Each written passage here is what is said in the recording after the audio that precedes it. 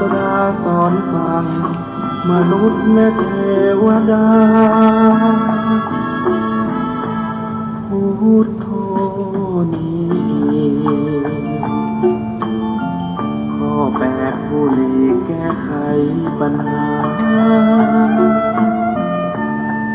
ผู้รู้ผู้ตื่นเบิกบานก้าวนั้นข้อภควาผู้เลิศวิชายอดพระคธรรม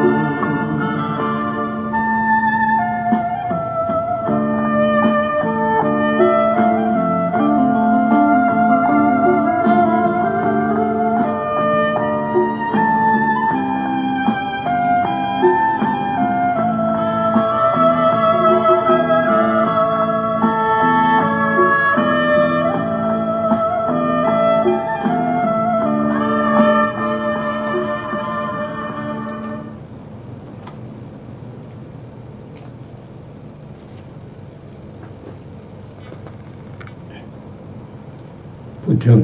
สรณังกัจฉามิธัมมังสรณังกัจฉามิสังฆังสรณังกัจฉามิกราบนมัสการพระมหาเถระพระสังฆาธิการพระเถรานุเถระสวัสดีท่านผู้ฟังและผู้ชมทุกท่านกลับมาพบกับรายการพระไตรปิฎกลอยฟ้าครั้งนี้เป็นครั้งที่47ในเรื่องของการสร้างบารมีของพระโพธิสัตว์เพื่อความเป็นพระพุทธเจ้าซึ่งพระโพธิสัตว์เป็นผู้ปรารถนาที่จะช่วยเหลือสัตว์ทั้งหลายให้พ้นจากทุกข์ด้วยพระองค์ทรงมองเห็นว่าสัตว์ทั้งหลายมีความทุกข์ต้องเวียนว่ายตายเกิดอยู่ในวัฏทุกข์นี้เหมือนกับถูกเผาอยู่ตลอดเวลาไม่มีอะไรที่จะเป็นความสุขที่เที่ยงแท้แน่นอนมีแต่ทุกข์เท่านั้นเกิดขึ้นมีแต่ทุกข์เท่านั้นที่ดับไปมีแต่ทุกข์เท่านั้นที่เป็นไปเพราะฉะนั้นท่านจึงปรารถนาจะช่วยเหลือสัตว์ทั้งหลายให้พ้นจากวัฏทุกข์นี้จึงสมทานเพื่อความเป็นพระพุทธเจ้าสมทานว่าเราค้ำได้แล้วเราจะให้ผู้อื่นค้ำด้วยเราพ้นแล้วเราจะให้ผู้อื่นพ้นด้วยเราตรัสรู้แล้วเราจะให้ผู้อื่นตรัสรู้ด้วยตามบาลีท่านก็จะพูดเป็นตินนังโพธยังมุตโตโพธยังพุทโธโพธยังนะครับอันนี้ก็เป็นคำอธิษฐานที่พระโพธิสัตว์สุเมธะได้อธิษฐานนะครับตอนที่ท่านได้พบกับพระพุทธเจ้าทีปังกรสัมมาสัมพุทธเจ้าเมื่อ4 อสงไขยแสนมากกับที่แล้วถ้าท่านไม่มีความปรารถนาในการที่จะช่วยเหลือสัตว์ทั้งหลายท่านก็ได้เป็นพระอรหันต์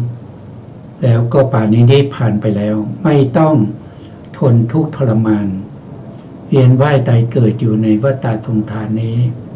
ยาวมาถึง4 อสงไขยแสนมากกับท่านจะต้องไปตกนรกมากมายท่านจะต้องไปว่ายน้ำข้าม7 มหาสมุทรท่านจะต้องไปลุยขวากน้ำนะครับด้วยความทุกข์ยากลำบากในการที่จะแสวงหาซึ่งโพธิญาณเพื่อการตรัสรู้เป็นพระพุทธเจ้าเพื่อประโยชน์และความสุขแก่สรรพสัตว์ทั้งหลาย อันนี้ก็เป็นพระมหากรุณาที่คุณอันยิ่งใหญ่จนในที่สุดท่านก็สามารถที่จะสร้างบารมีจนได้ตรัสรู้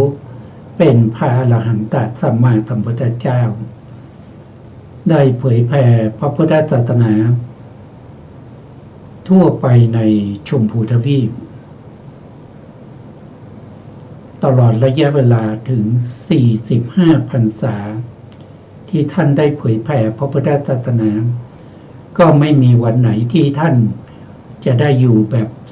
สบายๆท่านต้องปฏิบัติหน้าที่ของพระพุทธเจ้าที่เรียกว่าพุทธกิจไม่ใช่ว่าเป็นพระพุทธเจ้าแล้วจะได้สบายไม่ได้สบายเลยนะแต่ถ้าว่าจะสบายก็จะสบายอยู่ในช่วงที่หลังจากตรัสรู้ประมาณ49 วันนะครับหลังจากที่ตรัสรู้เป็นพระพุทธเจ้าแล้วท่านก็เสวยวิมุตติสุขนะครับอยู่7 วันด้วยกันนะอยู่1 อาทิตย์นะหลังจากนั้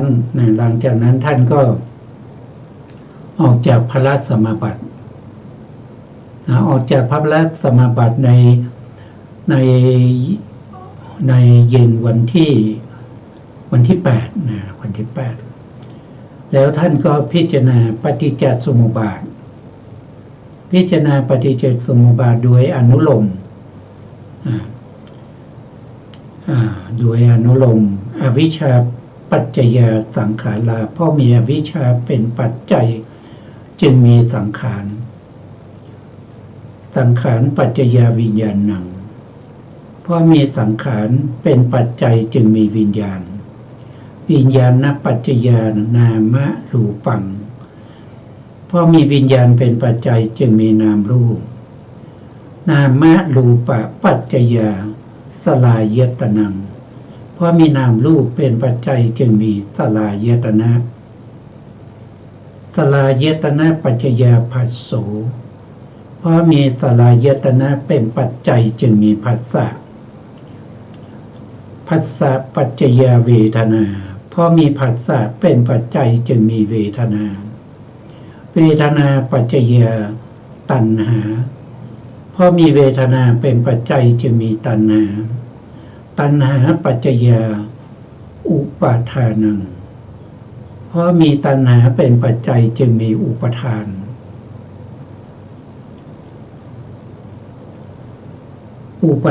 ปัจจยาภโวเพราะมีอุปทานเป็นปัจจัยจึงมีภพภวะปัจจยาชาติเพราะมีภพเป็นปัจจัยจึงมีชาติปัจจยาชรามรณังโสกะปริเทวะทุกขโทมนัสอุปายาสสัมภวันติเพราะมีชาติเป็นปัจจัยชรามรณะโสกะปริเทวะทุกขโทมนัสอุปายาสทั้งหลายจึงเกิดขึ้นครบถ้วนเอวะเมตัสสะเกวะลัตตะทุกขขันธัสสะสมุทโยโหติความเกิดขึ้นแห่งกองทุกข์ทั้งสิ้นนี้ย่อมมีด้วยประการอย่างนี้อันนี้ก็เป็นอนุโลมเป็นสายเกิดที่เราเกิดมาได้รับความทุกข์ก็เพราะเราไม่รู้จักปฏิจจสมุปบาทเราดำเนินชีวิตไปในแต่ละวันเป็นไปตามปฏิจจสมุปบาทที่เป็นอนุโลมเมื่อสิ่งนี้มีสิ่งนี้ย่อมมีเพราะความเกิดขึ้นแห่งสิ่งนี้จึงเกิดขึ้นสืบต่อกันมาด้วยเหตุด้วยผลเพราะเราไม่รู้จักเราจึงสร้างกรรมดีบ้างกรรมชั่วบ้างเป็นเหตุเป็นปัจจัยให้เราทั้งหลายต้องเวียนว่ายตายเกิดเมื่อพระพุทธองค์ได้ตรัสรู้แล้วการที่พระพุทธองค์ตรัสรู้พระพุทธองค์ก็ตรัสรู้ด้วยการพิจารณาปฏิจจสมุปบาทนะในคืนวันเพ็ญเดือน6วิสาขบูชาเมื่อ พระองค์ทรงเอาชนะพญามารและเสนามารพร้อมด้วยกองทัพแห่งมารทั้งหลายแล้วพระพุทธองค์ก็เจริญอานาปานสติเมื่อเจริญอานาปานสติจนได้ถึงฌานที่สี่พอได้ฌานที่สี่ท่านก็ออกจากฌานมาพิจารณาปฏิจจสมุปบาทโดยอนุโลมตามที่ได้กล่าวไปแล้วหลังจากนั้นพระพุทธองค์ก็ทรงพิจารณาปฏิจจสมุปบาทโดยความเป็นปฏิโลมนะ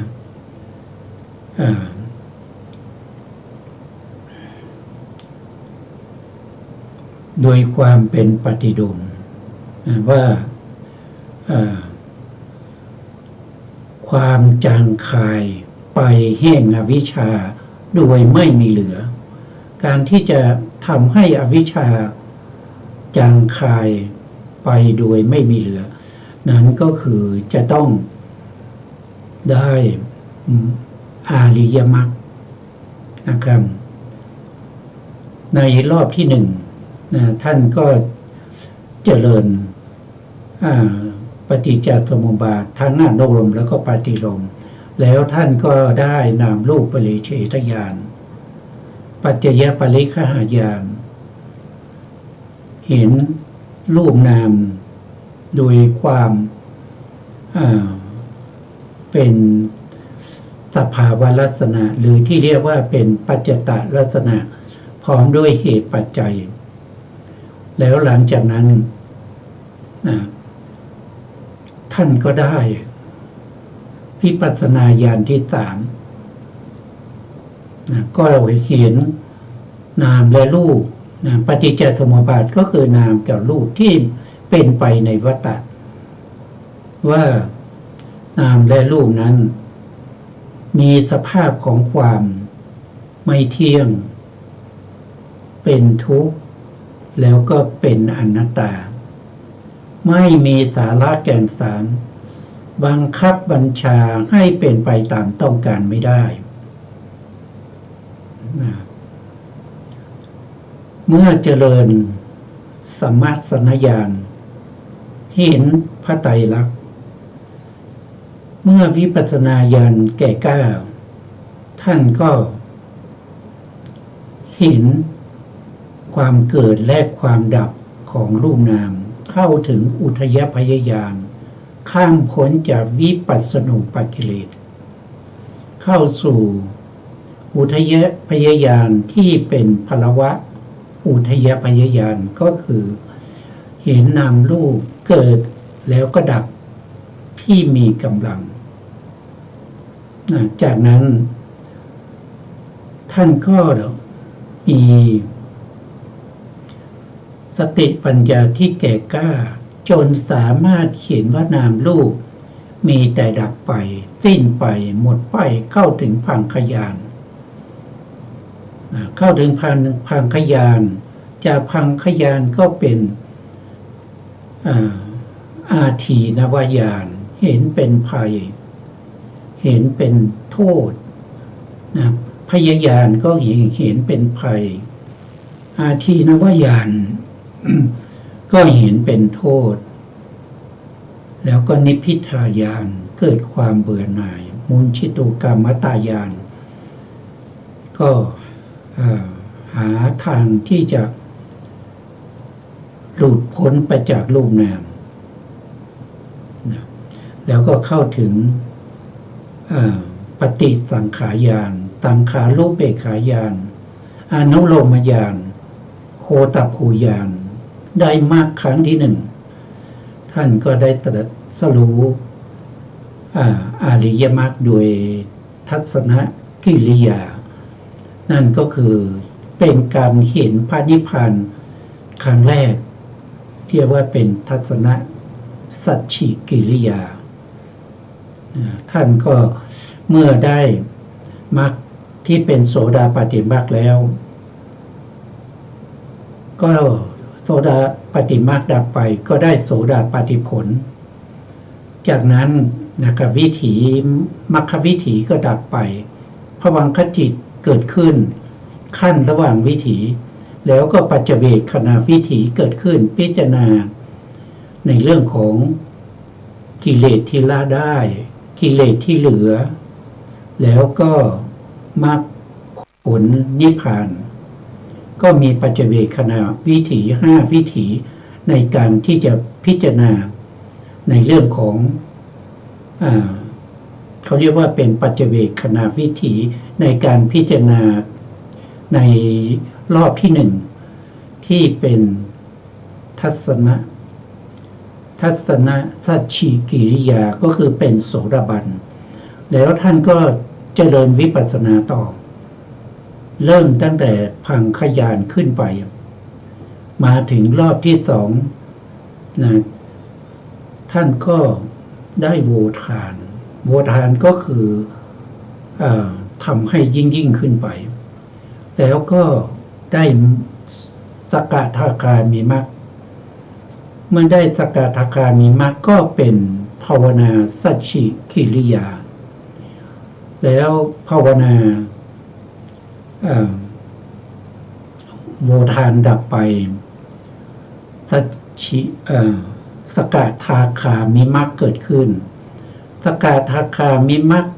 ดับไปแล้วผลจิตก็เกิดขึ้นเป็นสกทาคามิผลจากนั้น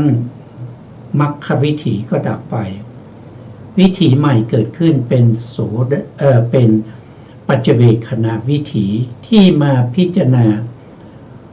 สกทาคามีมรรคสกทาคามิผลกิเลสที่ละได้กิเลสที่เหลือแล้วก็พระนิพพานของสกทาคามิบุคคลสกทาคามิบุคคลแต่ในที่นี้เป็นการทำกิจที่เป็นภาวนาสัจฉิกิริยากิจถ้าว่าโดยในติกามาติกาแล้วนะครับสกทาคามิมรรคเนี่ยท่านไม่ได้ละธรรมที่เป็นสมุจเฉทท่านละธรรมที่เป็นประเภทที่เป็นตนุกละปหารก็คือทำให้เบาบางทำอะไรให้เบาบางทำกามราคะที่เป็นอย่างหยาบแต่ไม่นำไปสู่อบายท่านจะละตัวนี้ได้ท่านละปฏิฆะที่เป็นอย่างหยาบไม่นำไปสู่อบายท่านก็ละได้แล้วก็ทำกิเลสอื่นๆให้เบาบางนะครับสกทาคามิมรรคก็จะเหลือกามราคะประเภทที่เป็นอย่างละเอียดนะครับแล้วก็เป็นปฏิฆะที่เป็นอย่างละเอียดยังมีอยู่นะแล้วหลังจากนั้นท่านก็เจริญวิปัสสนาโดยมีปฏิจจสมุปบาทเป็นอารมณ์ในรอบที่3แล้วท่านก็ได้อนาคามิมรรคเมื่อท่านได้อนาคามิมรรคก็เป็นภาวนาสัจฉิกิริยาเมื่ออานาคามิมรรคเกิดขึ้นแล้วดับไปอานาคามิผลก็เกิดขึ้นเมื่อมรรควิถีที่เป็นอนาคามิมรรคนั้นดับไปแล้วภวังคจิตก็เกิดขั้นเมื่อภวังคจิตเกิดขั้นแล้วดับไปก็เป็นปัจเจเวคขณะวิถีที่เกิดขึ้นมาเพื่อพิจารณาอนาคามิมรรคอนาคามิผลกิเลสที่ละได้กิเลสที่เหลือแล้วก็พิจารณาพระนิพพานอันนี้ก็เป็นรอบ3ในรอบที่3แล้วท่านก็เจริญวิปัสสนาต่อไปโดยมีปฏิจจสมุปบาทเป็นอารมณ์ทั้งอนุโลมแล้วก็ปฏิโลมรอบนี้ท่านก็ได้เป็นอรหันตมรรค ได้อรหันตมรรคอรหันตมรรคของพระองค์นั้นเป็นอรหันตสัมมาสัมพุทธเจ้าเป็นภาวนาสัจฉิกิริยาเมื่อดับไปแล้วอรหันตผลก็เกิดขึ้นอรหันตผลเกิดขึ้นดับไปก็เป็นเหตุให้ปัจเจเวคขณวิถีเกิดขึ้นมาพิจารณามรรคพิจารณาผลพิจารณากิเลสที่ละได้พิจารณาพระนิพพานส่วนกิเลสที่เหลือนั้นไม่มีให้พิจารณาอันนี้ก็คือเป็นรอบ3อาการ12นะครับที่พระพุทธองค์ทรงตรัสรู้ในคืนวันเพ็ญเดือน6วิสาขบูชาเมื่อ 2,600 กว่าปีที่ผ่านมาได้ตรัสรู้เป็นพระอรหันตสัมมาสัมพุทธเจ้าได้อย่างบริสุทธิ์บริบูรณ์ด้วยการพิจารณาปฏิจจสมุปบาทเพราะฉะนั้นเวลาที่พระพุทธองค์ได้ตรัสรู้เป็นพระอรหันต์อย่างบริบูรณ์แล้วท่านก็จะเปล่งคาถานะครับเปล่งคาถาด้วยความดีใจด้วยความสมนัสว่าเราสร้างบารมีมายาวนานจนในที่สุดเราก็สามารถที่จะตรัสรู้เป็นพระพุทธเจ้าได้ก็เกิดความยินดีก็เปล่งคาถาว่าเราเวียนว่ายตายเกิดนับภพนับชาติไม่ถ้วนแสวงหาโพธิญาณนะครับการเกิดบ่อยๆเป็นทุกข์ตอนนี้เราได้ตรัสรู้แล้วเราได้ทำลายแล้วซึ่งสังสารวัฏเราได้ทำลายแล้วซึ่งวัฏทุกข์ทั้งหลายกำจัดแล้วซึ่งตัณหาอันเป็นต้นเหตุแห่งการเวียนว่ายตายเกิดนะครับเราเข้าถึงพระนิพพานแล้วเราพ้นแล้วเราพ้นแล้วท่านก็เข้าพระสมาบัติอยู่ถึง7 วันนะครับที่ได้กล่าวไปตอนต้นนะหลังจากนั้นนะครับพระองค์ก็ออกจากพระสมาบัติใน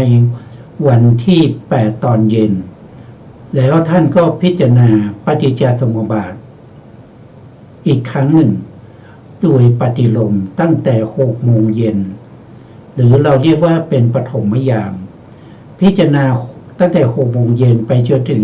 4 ทุ่มก็คือ10 โมงนะครับ4 ทุ่มโดยพิจารณาอนุโลม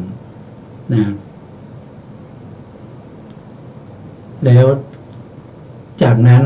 นะครับท่านก็พิจารณาปฏิโลมตั้งแต่4 ทุ่มไปจนถึงตี 2นะครับทบทวนธรรมที่ตรัสรู้เพราะเป็นอธิปดีอารมณ์เป็นธรรมที่ยิ่งใหญ่นะครับท่านจึงพิจารณาปฏิโลมนะครับเพราะความจางคายไปโดยไม่มีเหลือแห่งอวิชชานั้นแหละจึงเป็นเหตุให้สังขารดับสังขารดับเป็นเหตุเป็นปัจจัยให้วิญญาณดับวิญญาณนิโรธานามรูปะนิโรโธเพราะความดับไปแห่งวิญญาณจึงเป็นเหตุให้นามรูปดับนามรูปะนิโรธาสลายตนะนิโรโธเพราะความดับไปแห่งนามรูปจึงมีความดับแห่งสลายตนะสลายตนะนิโรธาผัสสะนิโรโธเพราะความดับไปแห่งสลายตนะจึงมีความดับแห่งผัสสะ ผัสสะนิโรธาเวทนานิโรธโธเพราะมีความดับแห่งผัสสะจึงมีความดับแห่งเวทนาเวทนานิโรธาตัณหานิโรธโธเพราะมีความดับแห่งเวทนาจึงมีความดับแห่งตัณหาตัณหานิโรธาอุปาทานะนิโรธโธเพราะมีความดับแห่งตัณหาจึงมีความดับแห่งอุปาทานอุปาทานะนิโรธาภาวะนิโรธโธเพราะมีความดับแห่งอุปาทานจึงมีความดับแห่งภพภาวะนิโรธาชาตินิโรธโธเพราะมีความดับแห่งภพจึงมีความดับแห่งชาติชาตินิโรธาชรามรณะโตกะปริเทวะทุกขโทมนัสอุปายาตะนิรุชันติเพราะความดับไปแห่งชาตินั้นแหละชรามรณะโตกะปริเทวะทุกขโทมนัสอุปายาตะทั้งหลายจึงดับสิ้นเอวะเมตตาเกวะลัสสะทุกขขันธัตตานิโรธาโหติติความดับไปแห่งกองทุกข์ทั้งสิ้นนี้ย่อมมีด้วยอาการอย่างนี้นะครับหลังจากนั้นท่านก็จากตี 2จนถึง6 โมงเช้าท่านก็เจริญพิจารณาปฏิจจสมุปบาททั้งอนุโลมและปฏิโลมไปพร้อมกันนะครับจนถึงตอนเช้าท่านก็เป็นคาถาว่านะครับพราหมณ์ธรรมทั้งหลายปรากฏแก่พราหมณ์ผู้มีสติปัญญาเพ่งอยู่พราหมณ์นั้นย่อมกำจัดมารและเสนามารดำรงอยู่ได้ดูดพระอาทิตย์กำจัดเสียซึ่งความมืดฉันนั้นแหละอันนี้ก็เป็นการตรัสรู้ของพระสัมมาสัมพุทธเจ้าศรีสักยมุนีโคตมะของเรานะครับอันนี้เป็นเรื่องที่เกิดขึ้นแล้วเมื่อ 2,600 กว่าปีมาแล้วนะครับหลังจากนั้นท่านก็เสวยสุขด้วยการเข้าพระสมาบัติบ้างพิจารณาธรรมบ้างเข้าฌานสมาบัติบ้างอยู่บริเวณนั้นนะครับต่อไปอีกถึง5 สัปดาห์ด้วยกันนะครับไม่มีจิตใจที่จะขนขวายในการที่จะแสดงธรรมให้แก่สัตว์ทั้งหลายเพราะจิตใจน้อมไปในการไม่ขนขวายในการแสดงธรรมแก่บุคคลอื่นเพราะธรรมที่พระองค์ได้ตรัสรู้เป็นธรรมที่สุขุมลุ่มลึกยากที่จะมีผู้ที่จะเห็นตามได้ถ้าเราแสดงธรรมไปแล้วไม่มีใครตรัสรู้หรือไม่มีใครเห็นตามเราก็จะเหนื่อยเปล่าก็เลยไม่ขนขวายในการที่จะแสดงธรรมเมื่อมีจิตใจที่ไม่ขนขวายในการแสดงธรรมจึงทำให้พรหมนะครับชั้นสุทาวาสคติกาลพรหมนะครับท่านก็ได้ทราบวาระจิตของพระสัมมาสัมพุทธเจ้าจึงบอกว่าโอ้โลกจะฉิบหายไปแล้วพระพุทธเจ้าตรัสรู้แล้วแต่ไม่ขนขวายในการแสดงธรรมอย่าชนะเลยเราจะไปนิมนต์อาราธนาพระพุทธเจ้าให้แสดงธรรมก็หายจากพรหมโลกมาปรากฏอยู่เฉพาะหน้าของพระสัมมาสัมพุทธเจ้าแล้วก็อาราธนา ขอให้พระองค์แสดงธรรมว่าขอพระองค์โปรดแสดงธรรมเถิดนะครับคนที่ในดวงตามีธุลีน้อยมีอยู่ที่จะตรัสรู้ตามพระองค์นั้นยังมีอยู่ขอให้พระองค์จงแสดงธรรมเถิดนะเมื่อพระพุทธเจ้าได้ฟังดังนั้นก็พิจารณาถึงสัตว์โลกเมื่อพิจารณาแล้วก็เห็นว่าสัตว์ที่พอที่จะตรัสรู้ได้ก็มีเหมือนกันเหมือนกับบัวสี่เหล่านะครับบัวที่โผล่พื้นน้ำแล้วก็มีนะแสดงธรรมเพียงหัวข้อพวกนี้เป็นอุคติตันยูก็สามารถที่จะตรัสรู้ธรรมได้บางคนสัตว์บางส่วนก็เหมือนกับดอกบัวที่อยู่ปิ่มน้ำนะครับถ้าพระองค์แสดงธรรมแล้วขยายความให้เขาได้ฟังนะเขาก็จะตรัสรู้ธรรมได้แล้วอันนี้เรียกว่าเป็น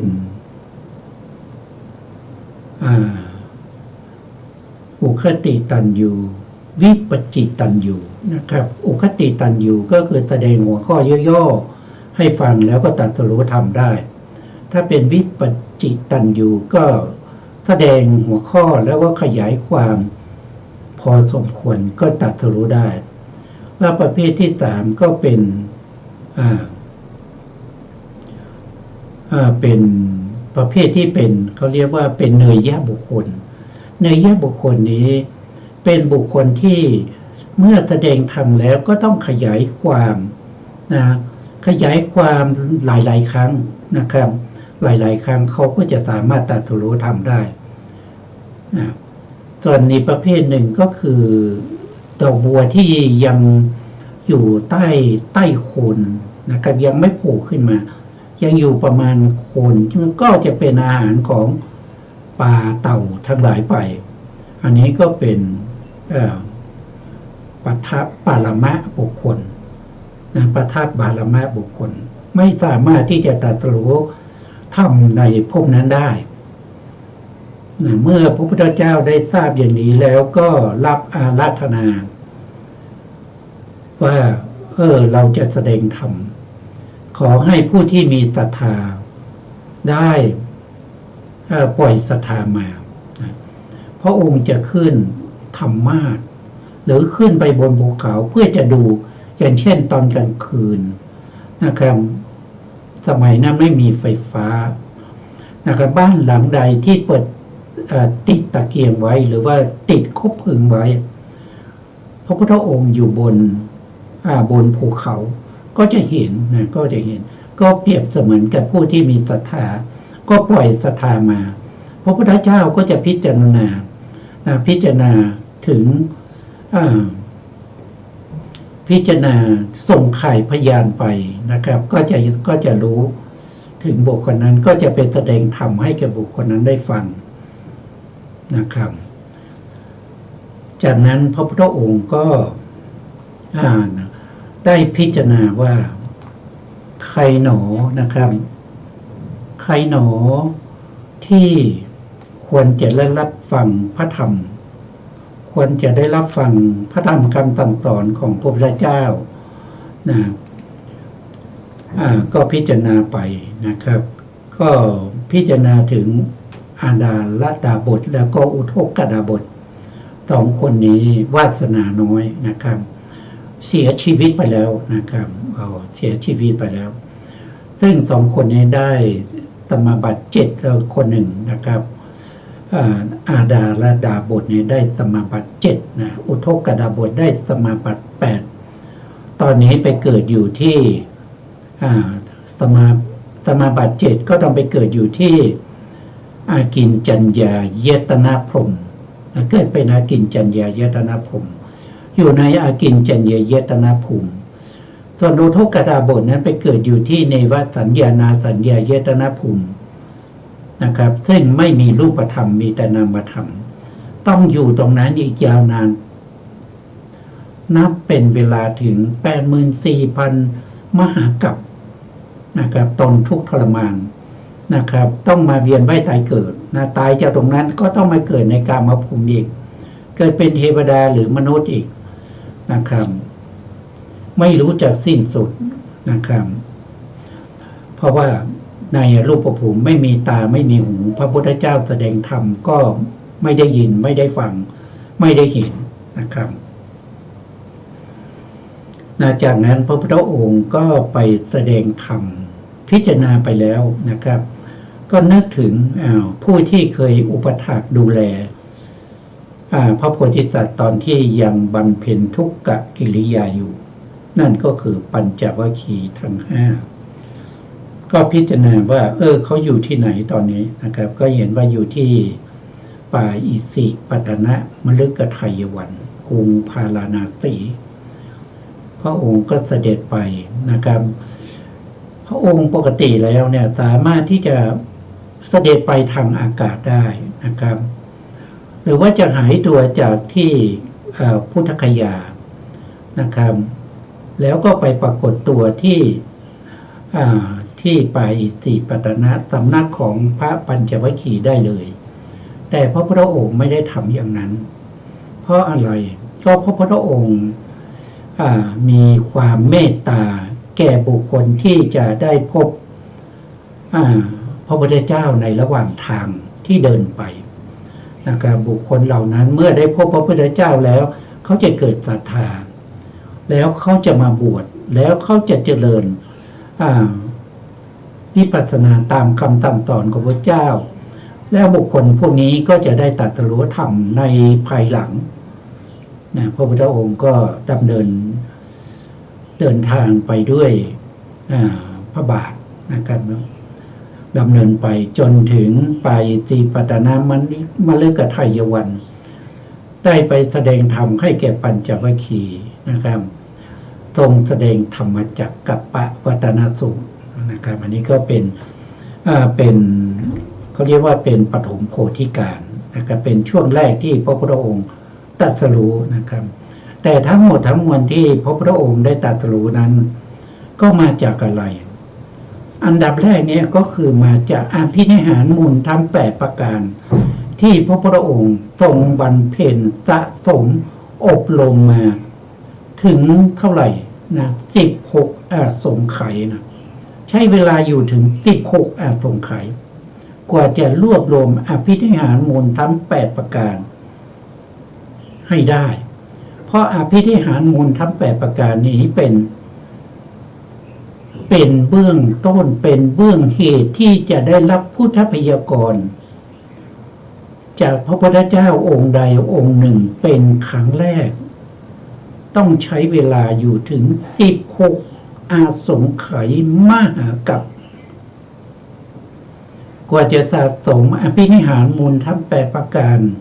อภินิหารมูลทั้ง8ประการก็มีหนึ่งก็คือความเป็นมนุษย์ต้องมีในอัตภาพพบที่จะได้รับพุทธพยากรณ์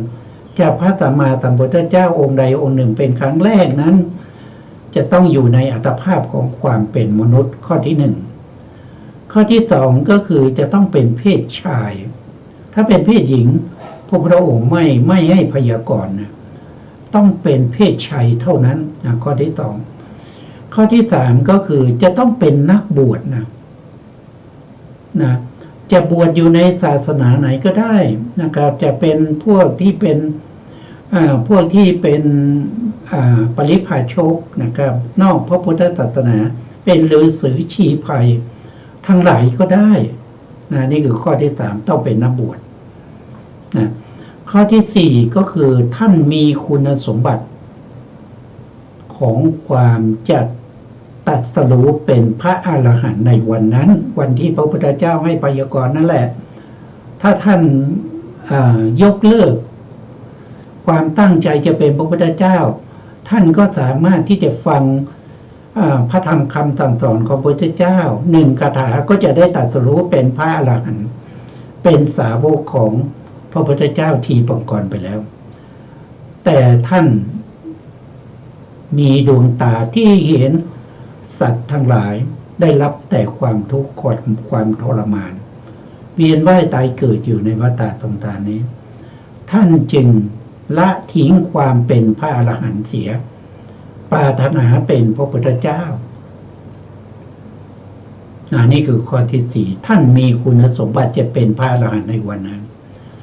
ข้อที่ห้าก็คือท่านต้องอยู่ในสำนักของพระพุทธเจ้าอยู่ต่อหน้าพระสัมมาสัมพุทธเจ้านะครับจะไปอยู่ที่อื่นไม่ได้ต้องอยู่ต่อพระพักของพระสัมมาสัมพุทธเจ้านะ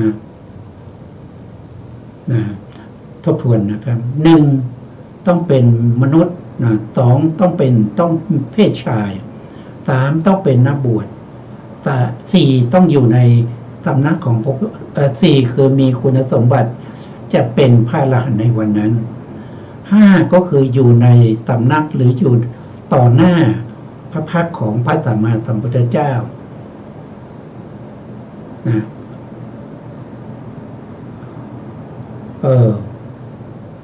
แล้วท่านยังต้องมีข้อที่เจ็ดนะอาจจะสลับข้อนะ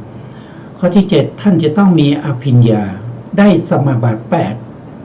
นะท่านต้องเป็นผู้มีอภิญญาได้สมาบัติแปดนะครับข้อที่หกนะข้อที่หกข้อที่เจ็ดก็คือท่านมีอาธิการอันยิ่งใหญ่อาธิการอันยิ่งใหญ่นั้นก็คือพร้อมที่จะสละชีวิตเพื่อพระสัมมาสัมพุทธเจ้าได้ทันทีนะครับถ้าจำเป็นต้องสละชีวิตก็สละชีวิตได้ทันทีเลยในขณะนั้นเลยนะครับเพื่อพระสัมมาสัมพุทธเจ้าข้อที่แปดท่านมีฉันทะอย่างแรงกล้าในการที่จะบำเพ็ญพุทธกาลกธรรมเพื่อความเป็นพระพุทธเจ้าเมื่อประชุมองค์แปดนี้เขาเรียกว่าเป็นอาภินิหารมูลทั้งแปดประการนี้ให้บริบูรณ์แล้วพระพุทธเจ้าท่านก็จะให้พุทธพยากรณ์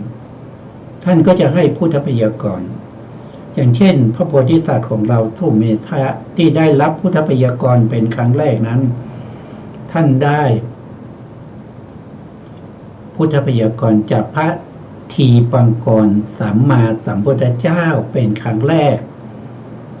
นะครับเมื่อพระพุทธเจ้าท่านให้คำพยากรณ์แล้วท่านจะบอกรายละเอียดต่างๆนะครับว่านับจากนี้ไปอีก4 อสงไขยแสนมากกับบุคคลคนนี้จะได้เป็นพระพุทธเจ้าจะได้ตรัสรู้แล้วก็มีพระนามว่าโคตมะนะครับ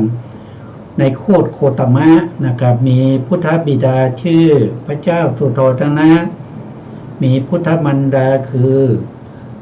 นางสิริมหามัญญานะครับมีพุทธอุปถากคือพระอานนท์มีอัครสาวกเบื้องขวาคือพระสารีบุตร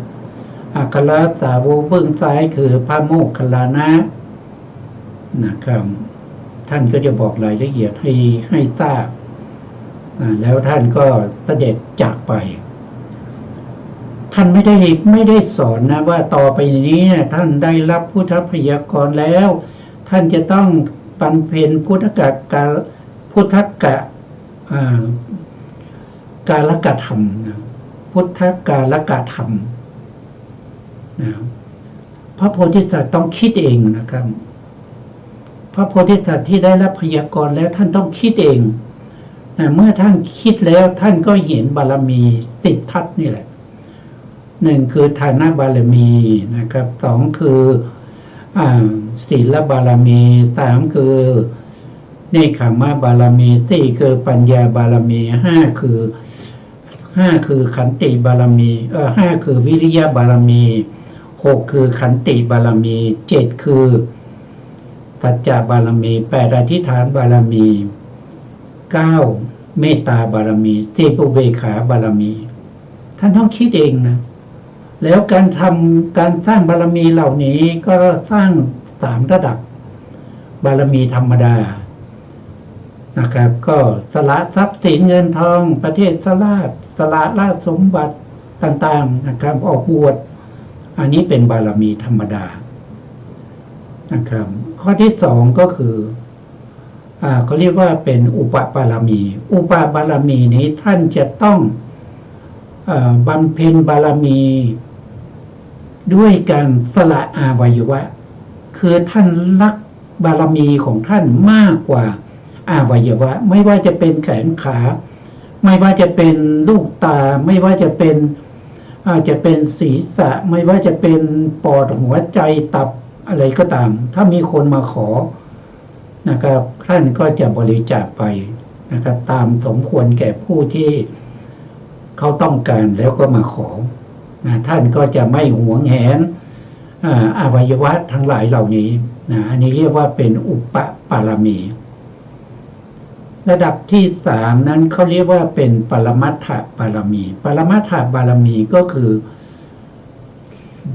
บำเพ็ญบารมีด้วยการสละชีวิตรักษาบารมียิ่งกว่าชีวิตยอมเอาชีวิตเข้าแลกนะครับแล้วก็ท่านไม่ใช่จะทำแค่2-3 ภพทำติดต่อกันนับภพนับชาติไม่ได้นะแล้วการกระทำอย่างนี้ทำได้ยิ่งหรือยากเหลือเกินนะยากเหลือเกินนะแล้วก็ต้องใช้เวลายาวนานถึง4 อสงไขยแสนมากกับแล้วท่านสร้างบารมีด้วยความเคารพในบารมีที่ท่านสร้างกว่าจะได้ตรัสรู้เป็นพระพุทธเจ้านำเอาคำสั่งสอนทั้งหลายที่เป็นไปในสัจธรรมมาสั่งสอนพวกเรานะครับอันนี้ก็เป็นเขาเรียกว่าเป็นบุพะเขาเรียกว่าเป็นเขาเรียกว่าเป็นการสร้างบารมีด้วยพระมหากรุณาที่คุณยิ่งใหญ่ที่มีต่อสัตว์พระสัตว์ทั้งหลายนะทีนี้เราก็มาดูต่อที่เราศึกษานะครับเราศึกษาในเรื่องของพระโพธิสัตว์ทุกพระองค์เนี่ยจะต้องมีธรรมที่เป็นอธิฐานธรรม4 ประการตั้งไว้ในใจนะอธิฐานธรรม4 ประการพวกนี้ก็จะเป็นสิ่งที่เป็นสิ่งที่เป็นที่ประดิษฐานนะครับของตนเพื่อความยึดเอาผลสำเร็จสูงสุดนะที่ไม่ผิดไม่พลาดนะครับไม่มัวหมองไม่หมักหมมทับถม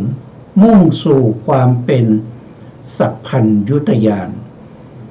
นะครับหนึ่งก็คือท่านจะต้องเป็นผู้ที่มีปัญญานะปัญญาในที่นี้นะครับปัญญาที่รู้ในเรื่องของปรมัตถสัจจะแล้วก็บัญญัตินะที่เราได้พูดกันไปแล้วนะครับตั้งแต่ปรมัตถธรรมนะปรมัตถธรรมก็คือได้แก่จิตเจตสิกรูปนิพพานนะครับว่าโดยอภิธรรมมัฏฐสังฆาถ้าว่าโดยพุทธพจน์ก็คือหมายถึงพระนิพพานแล้วอัตถกถาก็บอกว่านะครับพระนิพพานและมรรคผลด้วยนะพระนิพพานเป็นอารมณ์ของมรรคแล้วก็เป็นอารมณ์ของผลนะครับถ้าไม่มีพระนิพพานก็ไม่มีมรรคนะครับไม่มีโสดาปัตติมรรคสกทาคามิมรรคอนาคามิมรรคอรหันตมรรคไม่มีสกทาคามิผลนะครับอนาคามิผลและอรหันตผลไม่มีถ้าไม่มีนิพพานก็เช่นเดียวกันนะครับถ้าไม่มีมรรคถึงแม้ว่านิพพานมีอยู่ก็ไม่สามารถที่จะเข้าถึงนะไม่สามารถที่จะเข้าถึงพระนิพพานได้เพราะมันไม่มีหนทางที่จะไปสู่พระนิพพานนั้นก็คือได้แก่มรรคในที่นี้ก็คืออาริยมรรคมีองค์8ที่เกิดขึ้นในมรรคจิตนะเป็นหนทางดำเนินเข้าถึงพระนิพพานได้นะนี่คือปรมัตถธรรมธรรมที่ไม่มีการผิดแปลกผันแปรไปเป็นอย่างอื่นเป็นสภาพธรรมที่ประเสริฐนะครับเป็นสภาพธรรมที่ทรงไว้ซึ่งลักษณะของตน นะครับไม่ผิดเพี้ยนไปเป็นอย่างอื่นนะส่วนบัญญัตินะส่วนบัญญัตินั้นก็มีทั้งที่เป็นสัจจะบัญญัตินะครับหรือเป็นสมมุติบัญญัติซึ่งแตกต่างไปจากปรมัตถ์บัญญัตินั้นเป็นเรื่องที่แต่งตั้งสมมุติขึ้นเพื่อประโยชน์ในการใช้ชีวิตอยู่ร่วมกันในสังคมนะครับเป็นสมมติบัญญัติสมมติขึ้นมา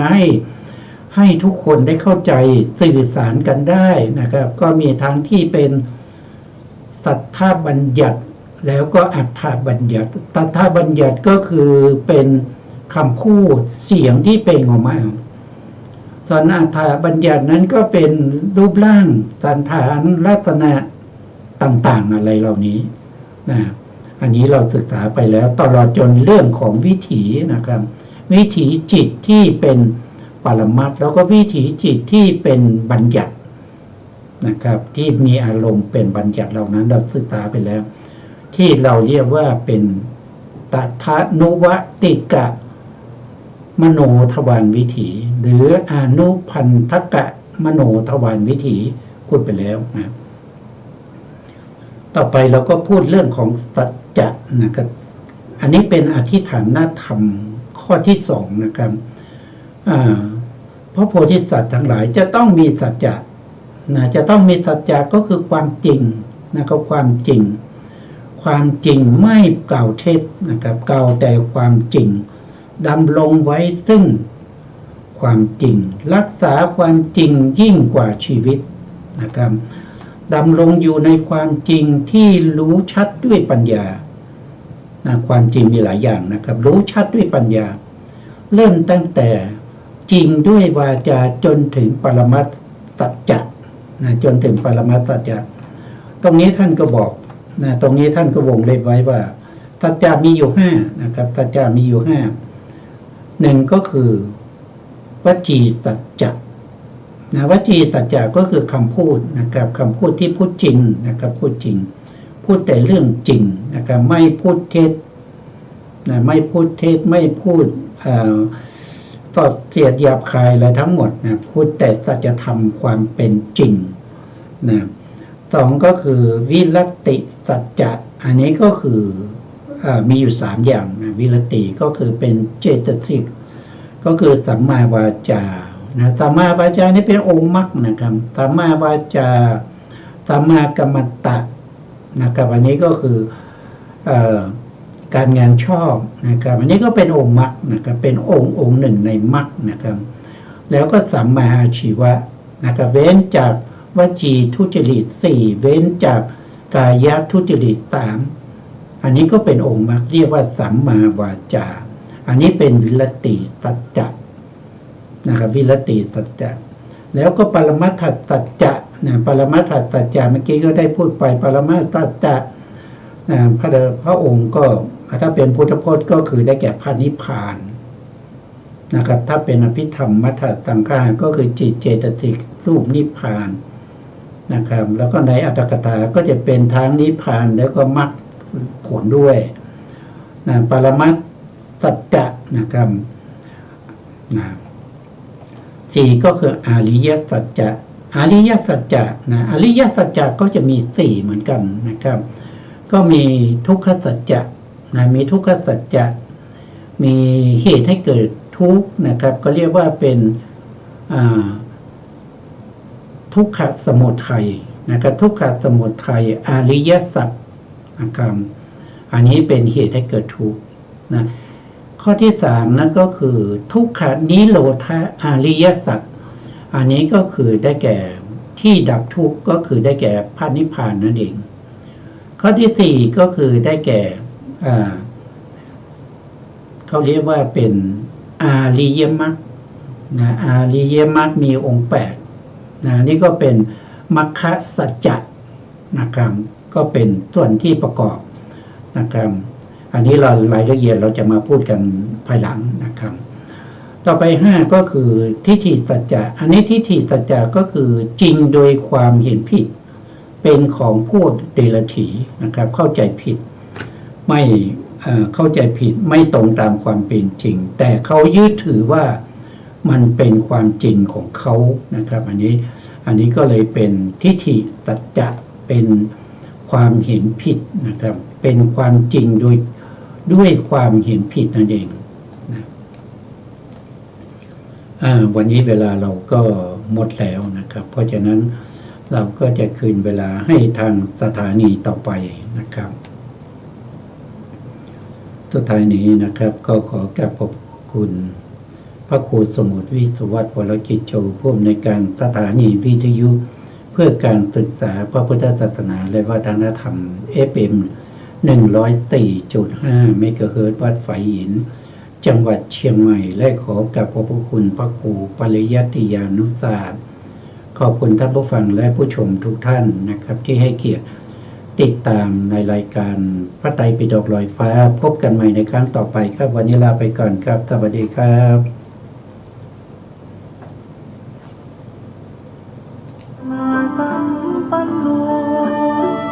สีสุขโตรวมกันแปลได้เลยนะหมายถึงผู้รู้ประพฤติถึงธรรมล้ำค่าอีกสุขโตต่อมาผู้เสด็จไปด้วยดีโลกวิทูหมายถึงเป็นผู้แจ้งในโลกนี้อนุตตโรปุริสัทธัมมาสารถิก็งง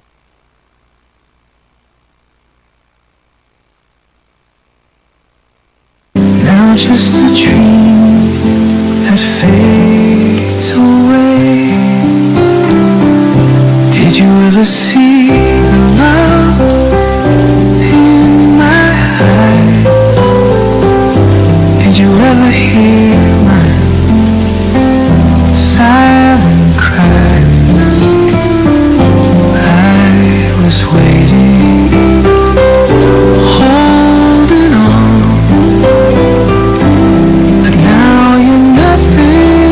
A song. If only you knew the words I couldn't say, would you have chosen me to stay? I kept it in, I let you go.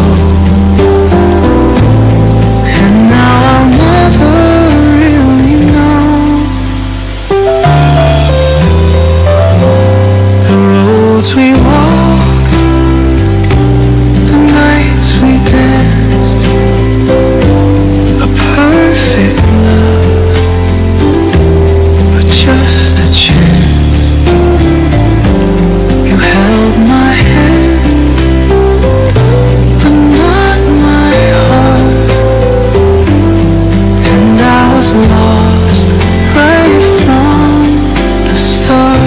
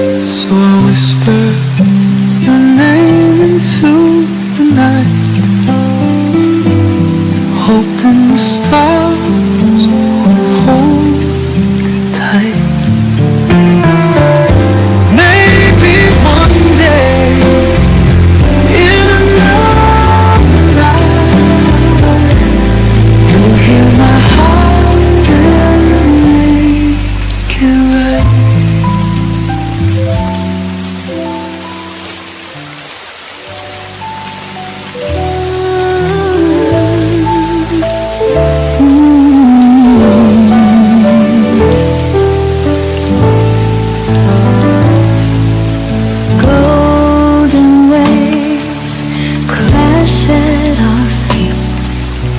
hand in hand. You're all I need. Sun-kissed skin, your laughing eyes, feels like love won't ever die. Every touch, every smile, you make my world feel so worthwhile. If this is a dream, don't wake me up, 'cause being with you is more than enough. Every day feels like an endless summer, dancing in the sun with you, my lover. No matter when, no matter when, I choose you again and again. Late night walks under the moon, swaying to our favorite tune. Every second, every glance feels like magic, like romance. Time may change, but not my heart. Even when we're worlds apart, you're the melody I'll always sing. My forever, my everything. Every day feels like an endless summer, dancing in the sun with you, my lover. No matter when, no matter when, I choose you again and again. If this is love, I never wanna leave. You're the air that I breathe. Through every storm, through skies so blue, my endless summer will always be you.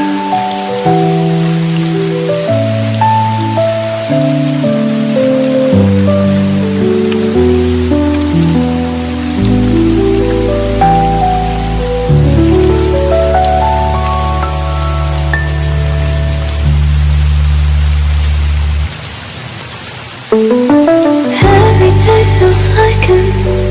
endless summer, dancing in the sun with you, my lover. No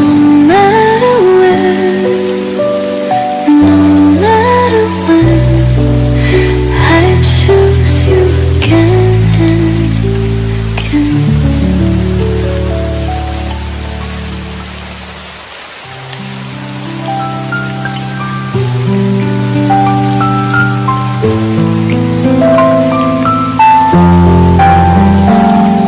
Standing outside in the pouring rain,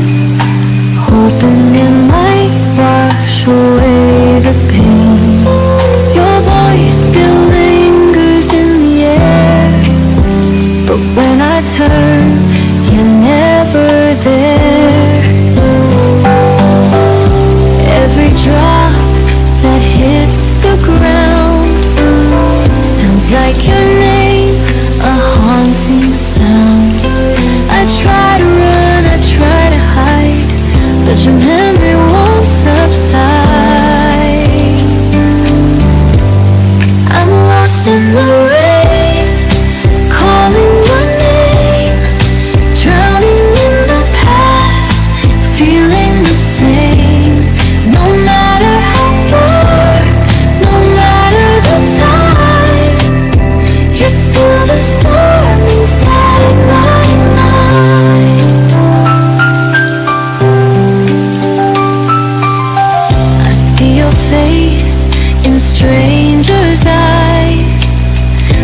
just a moment I believe the lies, but reality pulls me back again,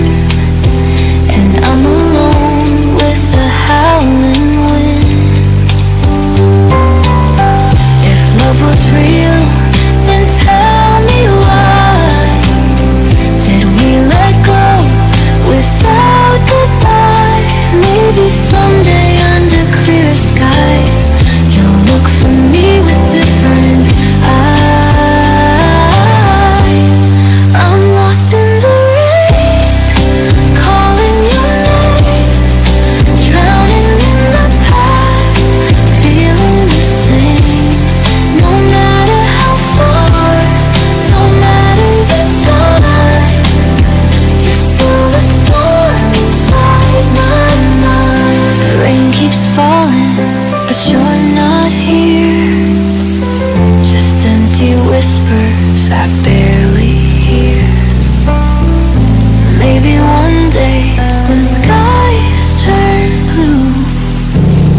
I'll finally learn to forget you.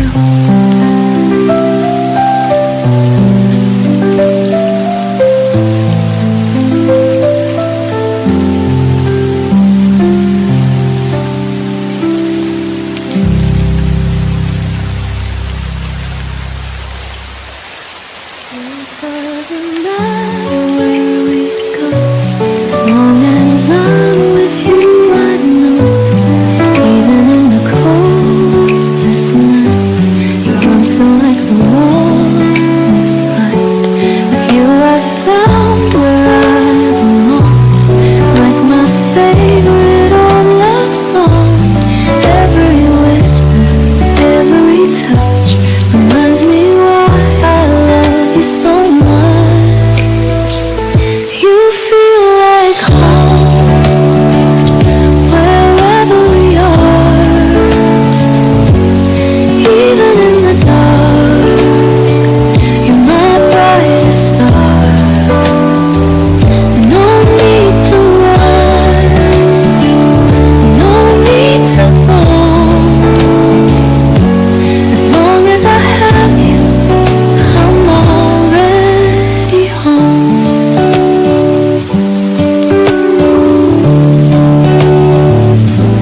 Your voice is like a gentle breeze, a melody that sets me free. Every moment, big or small, with you I cherish them all.